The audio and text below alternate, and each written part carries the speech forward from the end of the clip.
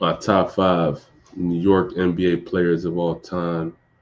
So I'm gonna have to start out with Kemba Walker. You know, he's a just a dynamic guard. Um, had to me the greatest NCAA run of all time.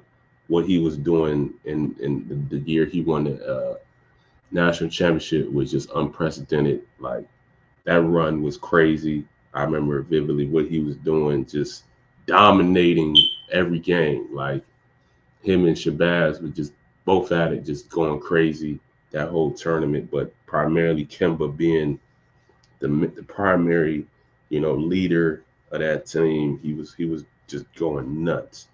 So Kemba. Next, I'm gonna go Stephon Marbury, Starbury. You know, a big guard who could do it all on the floor. Um, he was kind of like a guy who was ahead of his time in the way he played because he was a big guard who could score, but he could assist too. He could facilitate. And I think a lot of people at that time and era kind of confused him. Like they kind of made it like he was too much of a scorer. He really wasn't like a point guard, but he could facilitate. So he was kind of, like I said, ahead of his time in the way he played. Because that's kind of how the modern day point guard is. You know what I'm saying? And in a lot of ways, they're even bigger. You know what I'm saying? Um, but just a dynamic guy, could do anything on the floor. Offensively, dunk on you, shoot, get to the rim, mid range, all of that. You know what I'm saying? So Stephon Marbury, then I gotta go Sebastian Telfair. You know, if those who know, man, I remember growing up through the fire. That was a super inspirational, you know, documentary of Sebastian Telfair. Very inspirational for me. Um, he was a dog, like super dog in high school, like going crazy at Lincoln.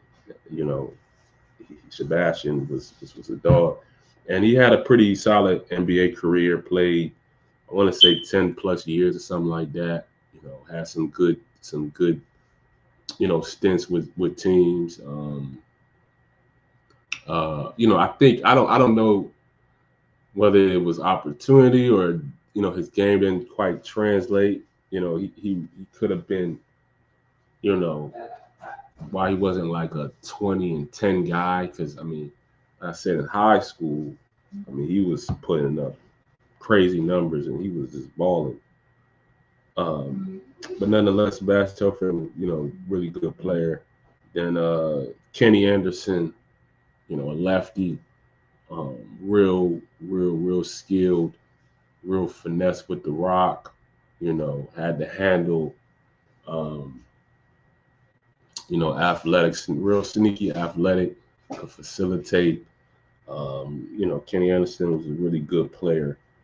Um, and then lastly, Rayford Alston, another guy that, you know, very skilled, very, and one type handle, skip to Malu, um, and he could hoop. You know what I'm saying? He had that street ball, but he could do the organized NBA type thing, as well. For those, hoopers who, for real hoopers, they know. You know what I'm saying? There's definitely there's different dynamics to the game as it pertains to, pick up ball and, the organized game. You know what I'm saying? And, Rayford probably could have, done bigger numbers and stuff like that had he had the opportunity to really showcase, all of the, his bag, you know what I'm saying, and had that green light, that, type of thing. So, that closes out my top five list for New York players.